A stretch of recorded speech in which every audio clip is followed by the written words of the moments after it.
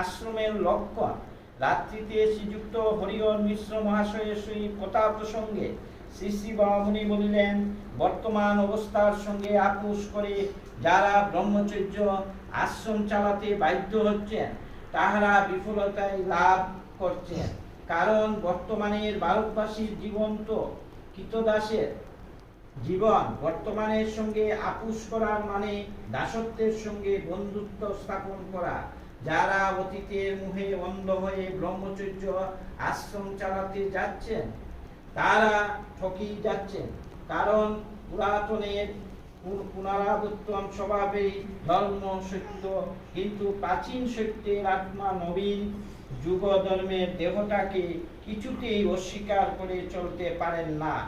আশ্রম চালাতে হইলে দৃষ্টি রাখতে হবে ভবিষ্যতের পানে।